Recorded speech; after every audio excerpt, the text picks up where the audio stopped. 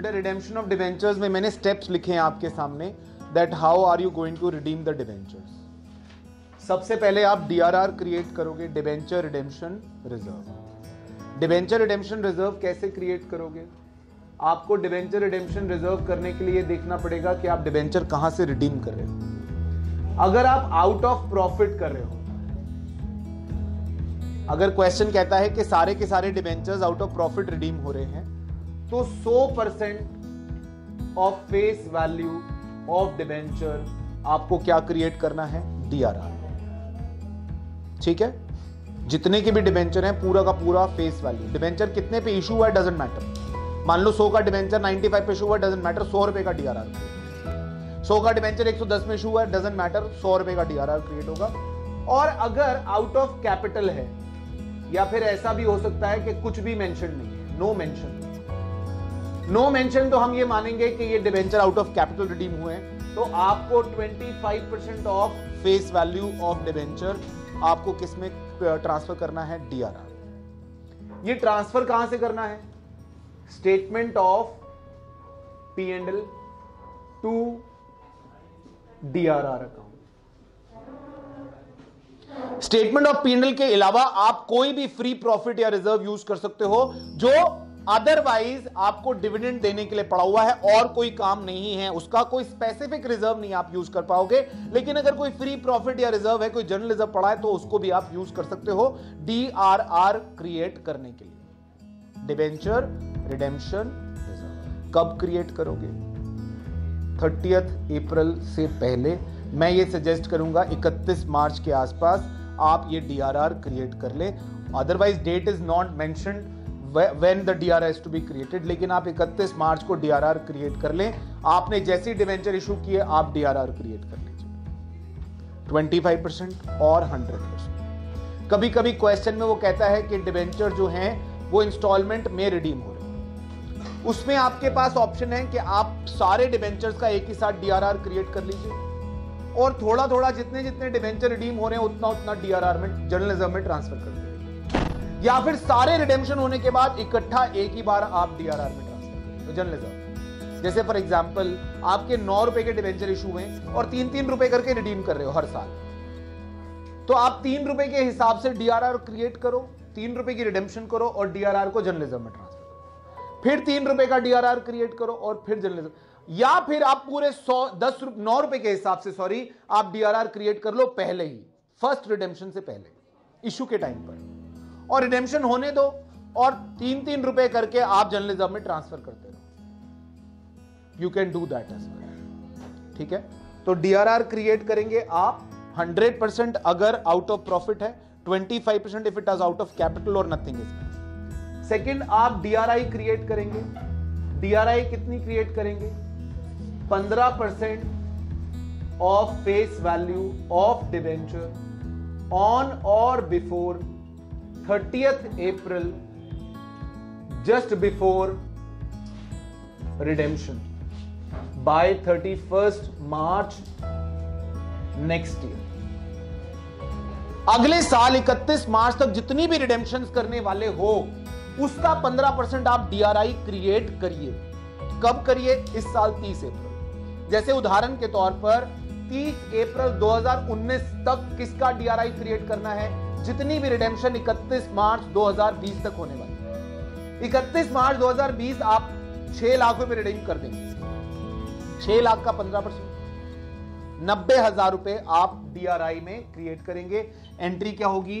DRI account debit to bank account. इसमें भी अगर आप इंस्टॉलमेंट्स में रिडीम कर रहे हैं, ड्रॉ ऑफ लॉट्स में आप डिवेंचर्स रिडीम कर रहे हैं, तो आप हर रिडेम्पशन के लिए डीआरआई क्रिएट करिए 30 अप्रैल को। जैसे आपने हर 31 मार्च को रिडेम्पशन करनी है, 31 मार्च 2020 को जो रिडेम्पशन करनी है उस इंस्टॉलमेंट का 15% 30 अप्रैल 2018 को क्रिएट कर लो। ठीक है, और रिडेम्पशन से पहले बेच दो। फिर 30 अप्रैल 2019 में आप फिर डीआरआई क्रिएट करो, फिर 31 मार्च 2020 में फिर डीआरआई बेचो। यानी हर इंस्टॉलमेंट के लिए डीआरआई क्रिएट करो, बेचो, क्रिएट करो, बेचो, या फिर एक ही बार क्रिएट कर लो और लास्ट में बेचो अगर रिडेम्पशन का अमाउंट सेम है या छोटा है।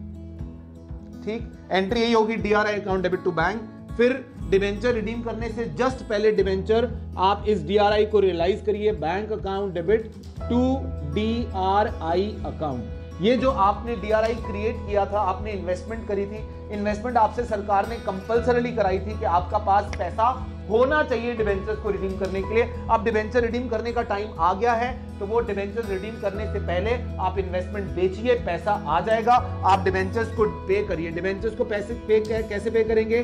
Debenture account debit to debenture holder and debenture holder account debit to bank account. Am I right? और लास्ट में जो आपने DRR क्रिएट किया हुआ था, उस DRR को आप कहां ट्रांसफर कर दो? जनरल रिजर्व में। DRR account debit to general reserve account. ये बेटा सिंपल है, यही 5 स्टेप यूज होने हैं, इसके अलावा कुछ नहीं यूज होना। भले ही वो आप एक साथ, आपके कोर्स में 2 ही डिबेंचर्स की रिडेम्पशन है, एक डिबेंचर रिडेम्पशन इन लमसम, एक debenture redemption by draw of lots. दोनों ही केसेस में आपने यही एंट्रियां रिपीट करनी है। अगर लमसम में यानी एक ही बार डिबेंचर रिडीम हो रहे हैं, सारे के सारे 8 डिबेंचर इशू हुए हैं, 3 साल के बाद रिडीम होने हैं, तो ये 6 एंट्रियां होनी है बस डिबेंचर इशू के अलावा। और अगर आप लॉट्स में रिडीम कर रहे हैं तो ये DRR और DRI ये एंट्रियां रिपीट होती रहेंगी। आप बार बार DRR DRI क्रिएट करना, उनको जर्नलिज्म में ट्रांसफर करना या DRI बेचना और फिर डिबेंचर रिडीम करना। आप कई क्वेश्चंस के आंसर्स में देखेंगे DRR बार बार ना क्रिएट करके एक ही बार क्रिएट किया है, that is also fine. DRI bar bar invest करके बार बार बेचा नहीं है, दैट इज ऑल्सो फाइन। और कई क्वेश्चन में ऐसा आएगा आपके पास कि डिबेंचर आज इशू किए हैं और 5 साल के बाद रिडीम होने हैं लमसम। सुनना मेरी बात, एक एग्जाम्पल देता हूं। 10 लाख के डिबेंचर आज आप इशू कर रहे हो और 5 साल के बाद वो डिबेंचर इकट्ठे 10 लाख रुपए के रिडीम होने। ड्रॉ ऑफ लॉट्स नहीं है, इंस्टॉलमेंट्स नहीं है। लेकिन क्वेश्चन कह रहा है अगले 3 साल या 4 साल में आपने DRR इक्वल इंस्टॉलमेंट में क्रिएट करना है। मान लो 10 लाख के डिबेंचर है और 10 लाख का DRR चाहिए, ठीक है? 10 लाख के डिबेंचर और 10 लाख का DRR चाहिए, लेकिन क्वेश्चन कह रहा है ये DRR 4 साल में क्रिएट करना है। आप हर साल 31 मार्च को एंट्री करोगे statement of P&L to DRR 2.5 lakh, statement of P&L to DRR 2.5 lakh, statement of P&L to DRR 4 बार ही एंट्री करोगे। फिर फाइनली जब 5वें साल में डिबेंचर रिडीम कर दोगे तो DRR टू जर्नलिज्म पूरा 10 लाख रुपए ट्रांसफर कर दोगे। Are you getting my point? ये वाली एंट्री जो है वो 4 बार होगी, statement of P&L to DRR वाली, क्योंकि क्वेश्चन कह रहा है तो उसके ऊपर तो कुछ होता ही नहीं हमारे लिए। क्वेश्चन कह रहा है इस डेट को DRR क्रिएट करना है तो करना है, और कितना कितना क्रिएट करना है वो क्वेश्चन बता देगा। और लास्ट में फाइनली आप DRR टू जर्नलिज्म। DRI के लिए ऐसा नहीं करेंगे। DRI कब क्रिएट करेंगे? 5वें साल में रिडेम्पशन है, 4थे साल के 30 अप्रैल को आप DRI क्रिएट करना, 5वें साल में रिडेम्पशन से जस्ट पहले DRI बेचना और रिडेम्पशन करना। समझ रहे आप मेरी बात? एक बात और, DRR के केस में जो एग्जिस्टिंग बैलेंस ऑफ DRR होता है वो भी आपको कंसीडर करना चाहिए। एग्जिस्टिंग बैलेंस ऑफ DRR, मान लो आपको 10 लाख का DRR चाहिए और क्वेश्चन कह रहा है DRR already exist in the books at ₹3 lakh. DRR आपको कितना क्रिएट करना है? 10 लाख। और क्वेश्चन कह रहा है DRR ऑलरेडी बुक्स में 3 लाख रुपए है, तो अब आपको 10 - 3 यानी 7 लाख रुपए और क्रिएट करना है, यह ध्यान रखना। Are you getting my point? तो DRR का बैलेंस अगर ऑलरेडी एग्जिस्ट कर रहा है तो उतना DRR क्रिएट नहीं करना। एक बात और, कुछ कंपनीज के केस में DRR आपको क्रिएट करने की जरूरत नहीं होती है। जैसे कन्वर्टेबल डिबेंचर्स के केस में, अगर आप कन्वर्टेबल डिबेंचर इशू कर रहे हैं, कन्वर्टेबल डिबेंचर कौन से होते हैं? जिन डिबेंचर्स को फ्यूचर में शेयर्स में कन्वर्ट किया जाएगा या किसी और डिबेंचर में कन्वर्ट किया जाएगा, उन डिबेंचर्स के केस में आपको DRR क्रिएट करने की कोई जरूरत नहीं है, तो आप statement of P&L account debit to DRR की एंट्री नहीं करेंगे। बेटा बहुत सारी चीजें हो जाती हैं रिडेम्पशन के एक बड़े क्वेश्चन में। अब बड़ा क्वेश्चन कैसा होता है? ड्रॉ ऑफ लॉट्स में 3 इंस्टॉलमेंट्स में डिबेंचर रिडीम कर रहे हैं, तो आपको बहुत सारी चीजों में ध्यान क्या रखना है? मोटी मोटी बात, आप सबसे पहले एंट्री करोगे डिबेंचर इशू करने की, 2 एंट्रियां, bank to debenture application to percentage debenture. Debenture issue हो गया, फिर DRR क्रिएट कर लीजिए जितना चाहिए। इंस्टॉलमेंट में DRR क्रिएट करने के लिए बोला है तो उसके लिए हिसाब से, इकट्ठा क्रिएट करने के लिए बोला है तो उसके हिसाब से डिबेंचर इशू करते ही DRR क्रिएट हो जाएगा। डिबेंचर इशू हुआ, पहला साल खत्म हुआ, आप डिबेंचर का इंटरेस्ट पे करेंगे। अगर क्वेश्चन कह रहा है debenture interest account debit, TDS payable account debit to debenture holder to bank तो टीडीएस पेबल टू बैंक, फिर statement of P&L to debenture interest. ठीक, अगर आप इंस्टॉलमेंट्स में डिवेंचर रिडीम कर रहे हैं तो डीआरआई क्रिएट भी होगा, डीआरआई सेल भी होगा। बहुत सारी चीजें जब इकट्ठी हो जाएंगी तो आप एक एक करके उसको करेंगे। आपको सारी चीजें ध्यान में रखनी है, डिवेंचर इंटरेस्ट, डीआरआर, डीआरआई, इनके रिडेम्पशन और रिडेम्पशन के बाद जनरल रिजर्व में ट्रांसफर होना डीआरआर।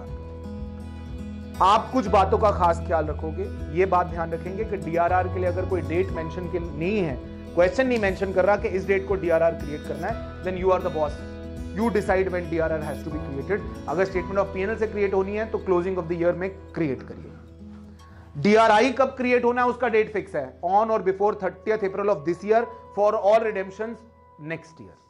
तो आप एक डेट डिसाइड करके चले, लेट्स से 1 April, आप सारी डीआरआई उस टाइम क्रिएट करेंगे।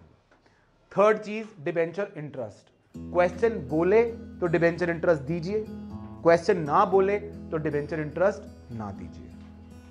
टीडीएस ऑन डिबेंचर इंटरेस्ट, ये भी आपकी मर्जी है। आप नहीं क्वेश्चन बोलता है तो आपको क्वेश्चन जब बोल ही नहीं रहा तो आप टीडीएस क्यों काटोगे? मर्जी का तो खैर इसमें सवाल ही नहीं रहा। अगर क्वेश्चन बोल रहा है कि टीडीएस कटना है 10% इंटरेस्ट पे तो आप काट के दोगे, ठीक है। फिर एक चीज और आ सकती है बड़े क्वेश्चन में, वो है कि आपने जो loss on issue of debenture है वो राइट ऑफ भी करना है। वो राइट ऑफ कब करना है?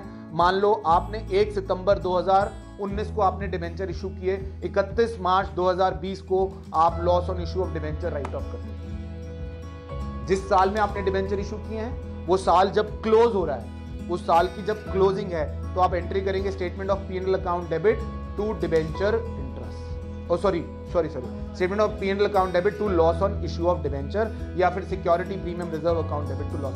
सो I am saying there are lot of things which can come together, लेकिन अगर आप सबको इंडिविजुअली कॉन्सेप्ट वाइज समझेंगे तो आपको तकलीफ नहीं होगी। डिबेंचर इंटरेस्ट आपको 3 एंट्रियां मालूम है, debenture interest account debit, TDS payable account debit to debenture holder, debenture holder account debit, TDS payable account debit to bank, and statement of P&L account debit to debenture interest. Am I right?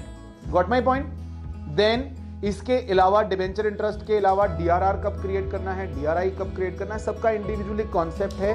जो जो question में मांगे वो आप करते जाइए। Do it chronologically, आपसे गलत नहीं होगा, ठीक है।